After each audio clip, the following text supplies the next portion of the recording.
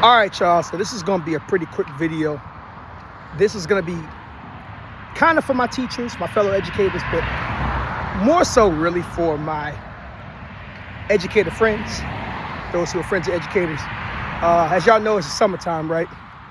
And I think that there are some people that mean well when they do this because they really just don't know. And I think there are some people that are just a little ignorant. So I'm gonna tell you guys 3 things that you should not say to teachers during this summer break. And I'm gonna tell you why you should not say these things. I'll start from least ignorant to most ignorant. Here we go. Start with the least ignorant thing, right? Do not remind the teacher, do not remind us that we got X amount of days until school starts back up. We don't want to know. And to be quite frankly honest, in the words of Mike Tomlin, we do not care, okay? We ain't trying to think about that. Even if you're someone like me that has a job during the summer, like, we don't want to think about how many days we got left. Oh, you got a week left till school. Shut up. We don't want to think about that, okay? Let us enjoy our break of being kid-free. Well, unless we have kids of our own. Being classroom-free until it's time to return. So don't remind the teacher how many days they got left or how many weeks they got left. We do not care. We know, but we don't want to know. We know in the back of our mind, but in the front of our mind, we don't want to think about that, okay? Second thing you should not say to an educator is, oh, well, you know, must be nice to have a summer break. God darn it, we earned that summer break, okay? We earned that. Do you know how much energy it takes to deal with somebody's children all year long? And don't get me wrong, I love my current kids and students, and I love my former kids and students. Well, I guess my former students are not kids anymore, they're adults now, but that's besides the point. Love them to death. But it takes a lot of energy, especially for somebody like me. I'm a teacher and I do Boys and Girls Club. So I go from high school to middle school 5 days a week. I hope you guys understand how much energy that takes. That takes a lot. And don't get me wrong, I'm grateful. I love working with kids, but God darn, it's a lot. Some of y'all children be a lot, okay? So we earned that summer break. Let's just make that perfectly clear, okay? And then depending on the type of kids that you teach, like I give props to 2 different types of teachers. Well, all teachers, but especially 2 different types of teachers. Number one, anyone who teaches kids that are ESC, like your full ESC, especially like if they're like in the behavior unit and you're over that, man, mad props. Because that ain't an easy thing to do. I've experienced that firsthand when I was doing a mentorship when I was an undergrad. That junk is a lot. And number 2, I give props to elementary school teachers, especially on the younger end. Reason why I say that is because elementary kids are so needy.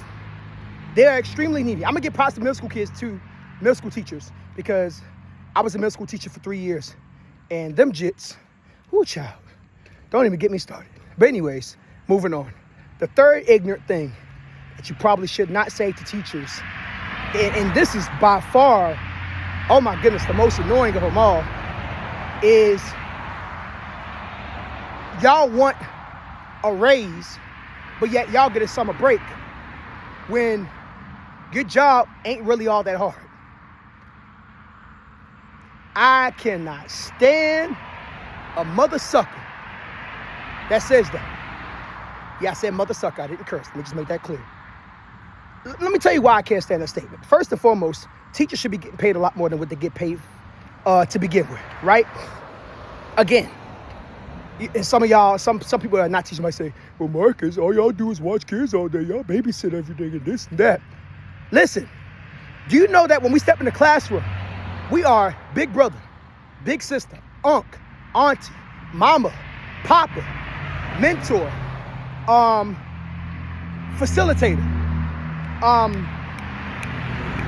crisis management individual, and conflict resolution specialist, and so on and so forth. We are all these things in one role. I don't babysit people. I pour into the youth. I encourage them. I teach them about life skills. Even though I teach language arts, I go far beyond that. You know what I'm saying?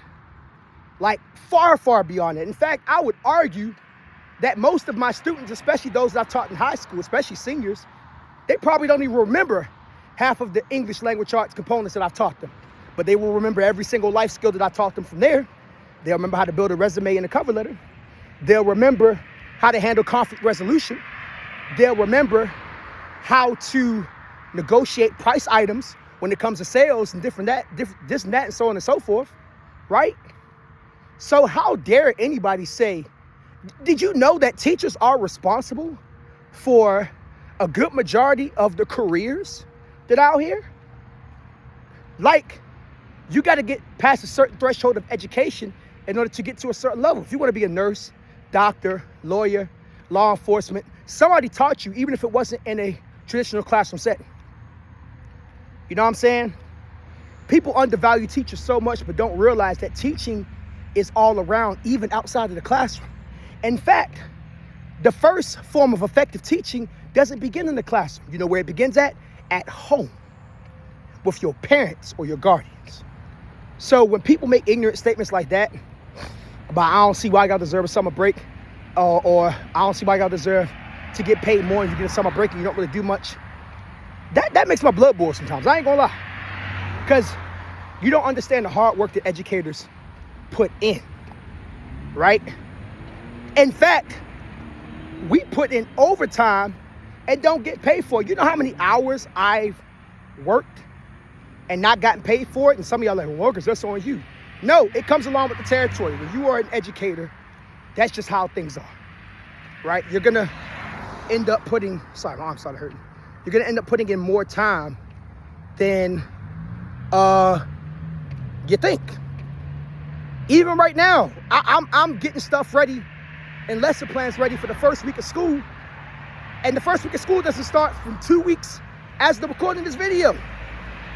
Because I like to stay ahead. I like to stay on top of things, especially given my circumstances right now. I kind of got to start from scratch. But the only thing in my situation is at least I know what I typically do the first couple of weeks of school. So I already have that in my head. So I could just put it down and transfer the information over. And then hopefully if things go well with this exam this upcoming week, I won't have to necessarily start from scratch. So those are 3 statements you should not say to educators during the summer, or period for that matter. Educators, comment below. Let me know what you think. It's Marcus Frazier, Teachable Tuesdays, here to motivate you, encourage you, and inspire you to be a better you. Oh, wait, one more thing in the words of Uncle from Jackie Chan Adventures. I really appreciate all the feedback that I've been getting on my shorts and my videos. I'm noticing that engagement is definitely going up.